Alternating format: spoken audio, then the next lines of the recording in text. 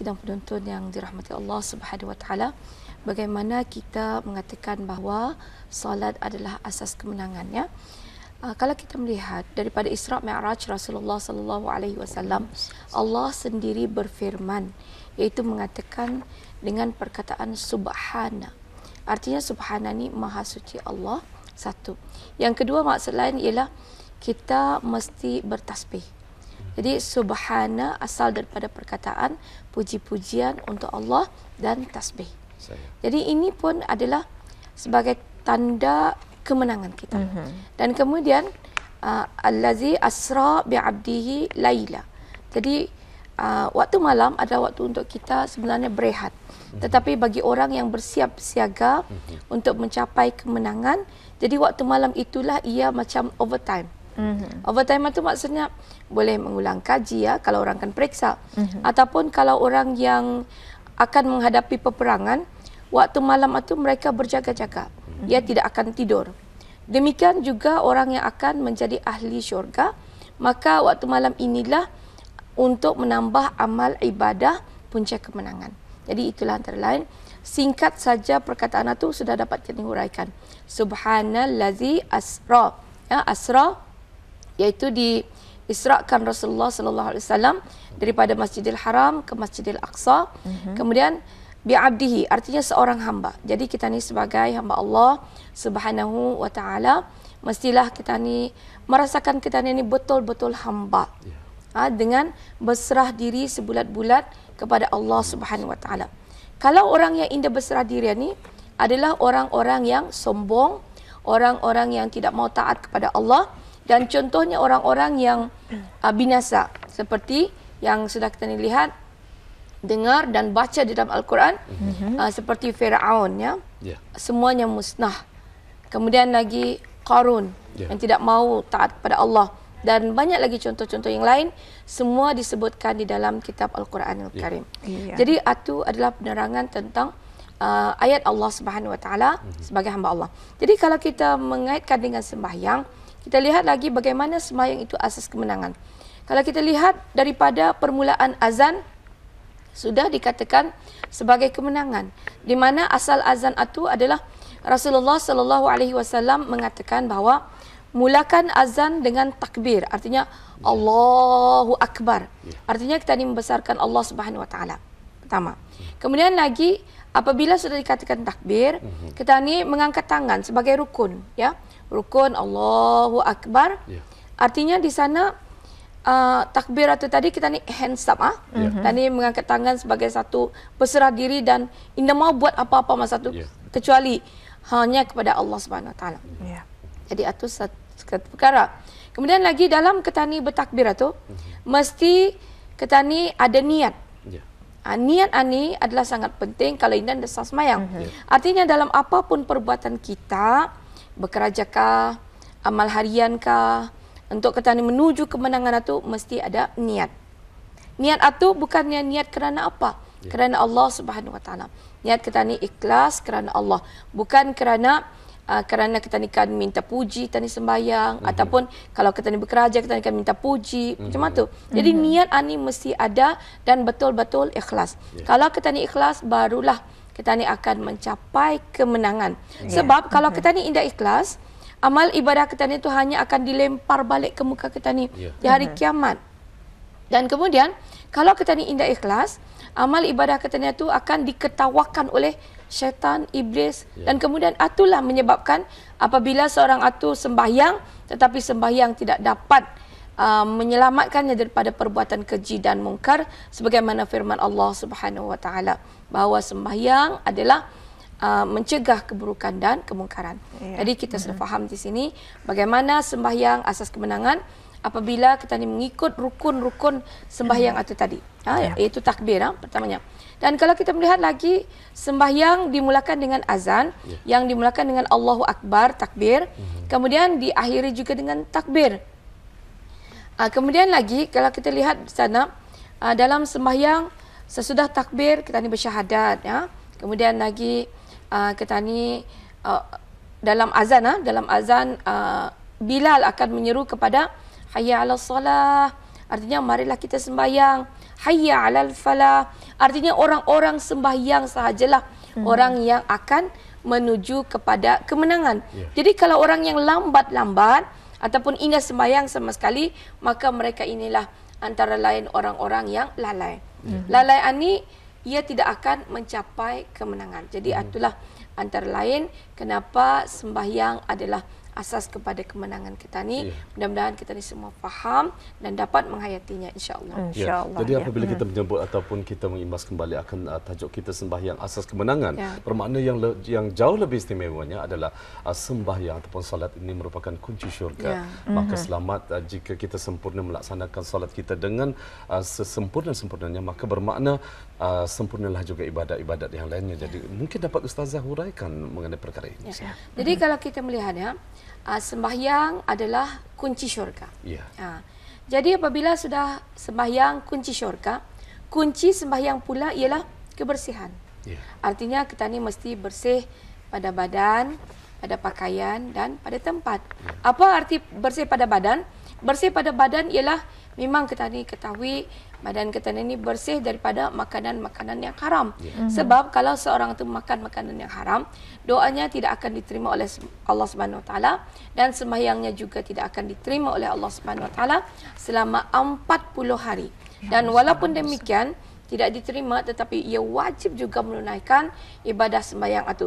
Kecuali setelah ia bertaubat, barulah pahalanya itu akan dikembalikan semula kepadanya. Jadi kalau ia tidak bertaubat, maka ia akan masih dipertanyakan oleh Allah Subhanahu Wa Taala. Jadi inilah yang dikatakan sebagai sembahyang kunci syurga. Ya, kita ingati tadi, iaitu sembahyang kunci syurga, dan kunci sembahyang ialah kebersihan. Ya, bersih pada badan, pakaian dan tempat. Artinya pada badan itu bukan saja dari segi makanan kita ni perlu halal, tetapi di hati kita ni juga perlu bersih apabila kita ni menghadap Allah Subhanahu Wa Taala. Sebab apabila kita ni melihat lagi sembahyang, umpamanya ketika seorang itu mengucap asyhadu alla ilaha illallah, ya, artinya tangannya menunjuk kepada Allah Subhanahu Wa Taala, tetapi tunjukkan ketanian itu, ya, tunjukkan ketanian itu sebenarnya adalah menunjuk kepada hati kita ni.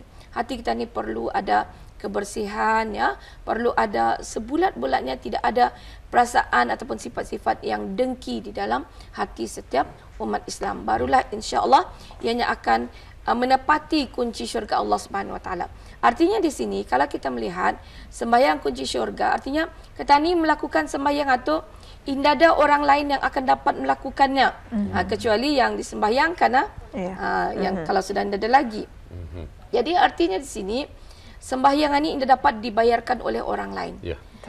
Kalau kita lihat ibadah puasa, dapat lagi dibayarkan fidyahnya oleh orang lain. Dan kalau orang itu sudah meninggal dunia, puasanya dapat diqadakan oleh orang lain. Jadi sembahyang indah akan dipegang sendiri oleh orang itu. Dan kalau orang itu miss ataupun ketinggalan sembahyangnya satu pun, maka ia pasti akan dicari sembahyangnya, adakah ia mempunyai sembahyang sunat. Jadi inilah, kalau ia dapat sembahyangnya penuh, alhamdulillah, maka ibadah-ibadah lain indah lagi akan dikira. Kemudian kalau ia ada sembahyang sunat, terutama sekali sembahyang sunat tasbih. So itulah dikatakan di sana subhanallazi, ya, artinya sembahyang sunat tasbih perlu juga kita lakukan sedapat yang mungkin. Sebab hadis Rasulullah sallallahu alaihi wasallam mengatakan bahawa kalaulah seorang itu dapat sembahyang sunat tasbih, kalau boleh setiap hari. Kalau indah setiap hari, seminggu sekali. Kalau indah seminggu sekali, sebulan sekali, indah sebulan sekali, setahun sekali, indah setahun sekali, sekali seumur hidup. Kenapa? Sembahyang tasbih ini banyak pahalanya. Kalau kita melihat satu tasbih yang kita ni baca, kalau di bulan Ramadan, maka pahalanya adalah seperti mengerjakan ibadah haji dan umrah. Satu tasbih. Artinya bukan sahaja sembahyang tasbihnya tu, tetapi yang tasbih subhanallah walhamdulillah wala ilaha illallah wallahu akbar. Bacaan tasbih yang dilafazkan itu. Jadi itulah, mudah-mudahan kita ni semua mendapat keberkatan daripada Allah Subhanahu Wa Taala dengan sembahyang tasbih ini. Adalah bagaimana kita ni dikatakan sebagai ahli syurga, dan kita ni register nama kita ni sebagai ahli syurga. Kalau orang itu tidak pernah register namanya ahli syurga, payah lagi mencari itu kan. Kalau kita ni sudah apply misalnya ke tempat-tempat pekerja ataupun apply ke institusi pengajian tinggi, ya. Kalau orang itu tidak berregister, payah lagi komputer memeriksa kan. Jadi dalam perkara ni sembahyang adalah kunci syurga, dan sembahyang yang sangat-sangat digalakkan adalah sembahyang pada malam hari, iaitu sembahyang sunat tahajud. Sebagaimana yang kita dikatakan tadi, kita ni ada overtime sembahyang, dan yang paling utama lagi ialah sembahyang sunat tasbih sebagai kunci syurga. Ini dipegang sendiri. Kalau sudah hari kiamat, indah lagi dapat orang itu kan ikut-ikut ikut ke masuknya anak kah, bapa kah, semua dah boleh sembahyang. Masa tu indah lagi orang peduli siapa-siapa. Kuncinya ada di tangan sendiri, insya-Allah. Dan syurga itu adalah milik sendiri-sendiri, insya-Allah. Jadi tanggungan diri kita sendiri, Ustazah, ya. Jadi kisah Isra Miraj ini, Nabi Muhammad sallallahu alaihi wasallam mengenai dengan salat, mungkin Ustazah boleh menghuraikannya lagi. Jadi alhamdulillah ya, kita ni sudah faham bahawa Rasulullah sallallahu alaihi wasallam menitik beratkan supaya umatnya ni mengerjakan sembahyang dan jangan tinggal, dan sembahyang adalah pada waktunya. Dan kita lihat bahawa manusia ni semua dituntut untuk mengerjakan ibadah sembahyang, dan kemudian lagi sebenarnya bukan kita ni saja yang dituntut untuk sembahyang ni. Yang dituntut oleh Allah Subhanahu Wa Taala sembahyang ni ialah sama juga manusia dan juga jin. Ya. Sebab itu firman Allah Subhanahu Wa Taala menyebutkan, a'udzubillahi minasyaitonir rajim, wa ma khalaqtul jinna wal insa illa liya'budun. Kata Allah, maka tidaklah aku menjadikan manusia dan jin itu adalah kecuali untuk menyembahku, katanya. Jadi anilah mudah-mudahan kita ni semua memahami, dan kalaulah ada misalnya ahli keluarga kita ni indah sembahyang ya, ataupun orang-orang yang lalai, cepat-cepatlah mereka ni supaya suruh bertakwa kepada Allah dan menunaikan ibadah sembahyang ya. Sebab inilah sembahyang inilah perkara yang pertama sekali akan diperiksa oleh Allah Subhanahu Wa Taala. Sembahyang selamat, sembahyang yang lainnya, ibadah yang lainnya pun selamat. Kalau kita lihat dalam Isra Mi'raj Rasulullah sallallahu alaihi wasallam asalnya 50 waktu. Kalau kita ni lihat 50 waktu sehari semalam, kita ni ada 24 jam. Maknanya 1 jam kita ni sembahyang 2 betul. Jadi ini adalah sebagai satu simbolik kepada kita ni, iaitu keringanan untuk kita ni sembahyang 5 waktu sehari semalam. Tetapi bagi orang yang meninggalkannya adalah indah adil. Kalau sekiranya meninggalkan dengan cara kemalasan ataupun dengan indah ada sebab, dengan sebab ingkar, maka azab Allah pasti akan menanti. Sebab kalau kita ni menunaikan ibadah satu sembahyang seperti 10, tetapi orang yang meninggalkannya satu sembahyang adalah ibarat meninggalkan 10. Jadi mana yang lebih baik bagi kita ni? Kerjakan satu dapat 10, ataupun meninggalkan satu tapi bayar 10. Jadi ini adalah yang paling dituntut oleh Allah Subhanahu Wa Taala. Masya-Allah. Jadi Ustazah, ada respon daripada pendengar ataupun daripada masyarakat luar, ya, ada yang bertanya keinginan ataupun isi hatinya tu ingin melaksanakan yang mungkin sahaja selama ini meninggalkan solat fardu 5 waktu, tetapi keinginannya tetap ada. Cuma di hatinya masih lagi lalai ataupun terasa berat. Tetapi kemahuannya tu benar-benar ada 100%, cuma ingin melaksanakannya masih lagi barat, Ustazah. Kadang-kadang ia cuba melakukan dalam sehari 5 waktu, tetapi ia cuma terkerjakan dalam 1 waktu, 2 waktu saja. Jadi mungkin ada apa tu wirid-wirid ataupun amalan-amalan tertentu yang dapat dikongsikan bersama. Silakan. Jadi alhamdulillah sedang penonton yang dirahmati Allah Subhanahu Wa Taala, kita ni ingati lagi bahawa sembahyang ini memanglah banyak cobaan dan dugaannya ya. Sebab kita ni lihat bahawa Allah Subhanahu Wa Taala menyuruh jin dan juga manusia pun sembahyang. Jadi yang indah nampak itu, kalau ia melihat orang itu indah sembahyang, maka ia akan cepat-cepat mengagar orang-orang yang lalai itu. Jadi apabila ia lalai, semakin lama semakin lalai. Jadi kenapa ia lalai? Ini adalah kerana dia tidak dekat dengan Allah. Kenapa dia tidak dekat dengan Allah? Mungkin kerana banyak dosanya. Dosanya tu daripada mana sebenarnya? Mau dimuhasabah diri sendiri, dari mana dosanya? Mungkin dosanya tu adalah kerana mungkin ia berkata kasar ya, hatinya indah bersih, ataupun makanan yang indah bersih. Jadi kelalaian di sana. Jadi mungkin ia belum pernah bertaubat. Jadi untuk kita ni mendekatkan diri kepada Allah Subhanahu Wa Taala dengan sembahyang ni, insya-Allah istighfar dulu banyak-banyak. Kalau dalam istighfarnya tu ia ingat lain lagi, maka maknanya ia belum dekat kepada Allah.